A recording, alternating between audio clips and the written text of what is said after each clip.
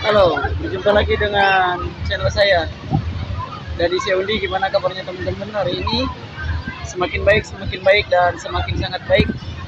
Itu yang saya harapkan dari teman-teman. Mudah-mudahan pada hari ini teman-teman sudah sehat semua, sudah baik semua. Tidak ada lagi sensasi yang dirasakan oleh teman-teman. Dan mudah-mudahan pada hari ini teman-teman Males mandi, nah. sudah bisa bekerja dan sudah bisa makan enak, tidur nyenyak dan sebagainya. Hari ini saya lagi ada di sini. Ya, saya lagi ada di Batu Saung, lagi liburan. Jadi hari ini saya kegiatannya bersama klinik Dimas Medika mengadakan acara ziarah Banten dan liburan ya ke Anyer. Mudah-mudahan ini menjadi penyemangat buat teman-teman pada hari ini, dan mudah-mudahan pada hari ini juga teman-teman sudah bisa bagus semua dalam berpikir. Oke teman-teman, para penderita anxiety, GERD dan psikosomatis ya.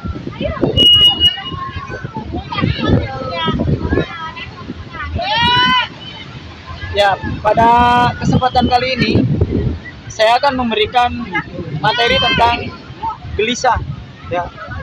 Dimana teman-teman, kita tahu para penderita anxiety itu memiliki kegelisahan, rasa khawatir yang tinggi. Jadi para penderita psikosomatis itu umumnya mereka mempunyai rasa gelisah yang lebih. Nah, rasa gelisah ini merupakan dari efek ke diri itu sendiri.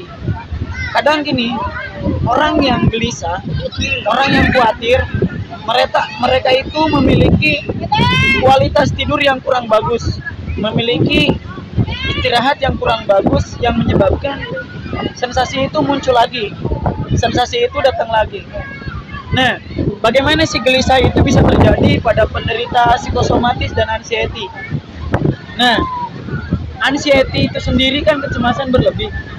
Kegelisahan itu muncul ketika memang saraf-saraf di dalam tubuh kita, kemudian saraf motorik kita, imun kita itu kurang stabil, sehingga kita itu timbul rasa gelisah yang berlebih.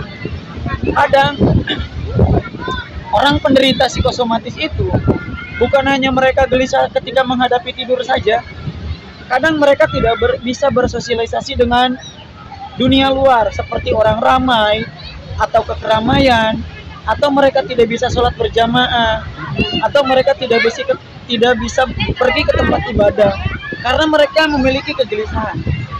Nah, selain daripada itu, orang yang psikosomatis juga memiliki kegelisahan terhadap makanan. Kadang mereka berpikir bahwa makanan yang dikonsumsinya itu akan menyebabkan sensasi. Padahal belum tentu arahnya sampai ke sana. Belum tentu memang makanan yang dikonsumsi kita itu menyebabkan timbul sensasi. Nah, itu kegelisahan terhadap makanan.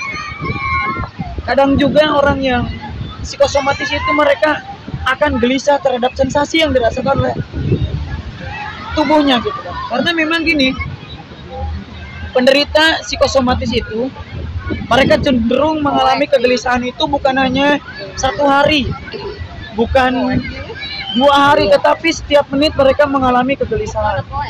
Kadang mereka gelisah tiba-tiba ketika tidur mereka bangun, tidak bisa tidur lagi karena mereka takut tidur. Kadang mereka berpikir bagaimana caranya tidur. Nah, itu penderita kegelisahan ataupun psikosomatis atau anxiety. Nah, dari kegelisahan itu teman-teman tidak akan pernah bisa merasakan yang namanya hidup tenang, tidak bisa merasakan hidup damai gitu. Karena apa? Kegelisahan itu pemicunya adalah dari pikiran kita. Semua yang terjadi pada penderita psikosomatis itu umumnya merupakan dari peran pikiran yang tinggi, peran pikiran yang luar biasa. Akhirnya mereka timbul kegelisahan. Saya dulu ketika masih menderita psikosomatis tidak berani teman-teman ke tempat seperti ini, ya, tidak berani memakai kaos seperti ini, ya. Dulu saya selalu memakai jaket yang tebal. Dulu saya memakai beberapa lapis untuk ke tempat seperti ini. Kenapa, Pak? Karena kita selalu gelisah, menyebabkan tubuh kita dingin, menyebabkan kita keringat dingin, menyebabkan kita takut, timbul sensasi dan sebagainya. Nah, itu memang dari sifat dari psikosomatis sendiri ataupun anxiety. Kenapa sih kita timbul kegelisahan? Ya, pertama, asupan gizi yang kurang bagus, sehingga kita itu timbulnya kegelisahan untuk kita. Kadang juga kita masih berpikir kita itu masih sakit. Jadi pikiran kita itu mendiagnosa diri kita sakit berat. Padahal setelah kita cek ke dokter, dari dokter A sampai dokter C, kita tidak ada sakitnya di dalam tubuh kita. Kita sudah melakukan endoskopi, kita sudah melakukan kolonoskopi, dan hasilnya ternyata normal. Kita EKG, kita MRI, hasilnya kita normal gitu. Nah, dari kegelisahan itu muncul berbagai macam sensasi. Nah, kalau misalkan kita masih gelisah, berarti kita masih ada rasa yang akan timbul lagi di dalam tubuh kita. Harusnya kita kan tidak gelisah.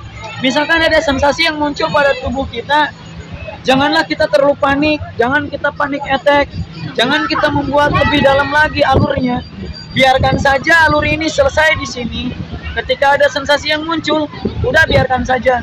Cukup semenit itu, cukup sedetik itu, jangan kita pikirkan. Ketika kita sensasi muncul, pikiran kita memunculkan yang lainnya, kegelisahan yang lain, kemudian panik attack-nya muncul lagi. Nah, itu menyebabkan ya sensasi-sensasi yang lain muncul lagi. Mending kita teman-teman bawa jalan-jalan keluar rumah.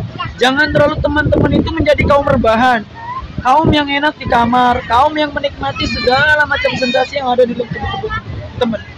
Nah, kita coleklah ke sini. Ya, ini kan suasananya, indah sekali ya teman-teman. Ini merupakan ranah untuk memacu pikiran kita itu menjadi lebih positif lagi. Karena memang apa? Penderita psikosomatis, penderita anxiety itu sangat sekali memikirkan hal yang negatifnya terlalu jauh. Kadang kita menjadi seorang praduga yang handal.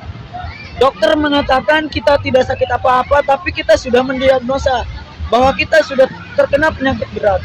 Itu hal yang salah dalam penderita psikosomatis ataupun anxiety disorder. Ya, maka dari itu teman-teman, silakan benahi pikiran teman-teman di rumah. Jangan jadi kaum rebahan, jangan menjadi orang yang gelisah. Karena gelisah adalah salah satu pemicu utama teman-teman menimbulkan berbagai macam sensasi. Mending nikmati hidup hari ini, gitu kan? Kita jangan kalah sama sensasi yang timbul pada tubuh kita. Kalau misalkan ada sensasi, kita buat santai, kita buat bahwa itu memang fine-fine aja, atau memang tidak terjadi apa-apa di dalam tubuh kita. Selama kita gelisah itu masih timbul, maka selama itu pula sensasi dari anxiety psikosomatis akan timbul di dalam tubuh teman-teman. Oke, itu saja. Kurang lebihnya saya mohon maaf. Salam sembuh dari saya, dari Sehundi, penderita anxiety psikosomatis. Wabillahi taufiq wal hidayah. Wassalamualaikum warahmatullahi wabarakatuh.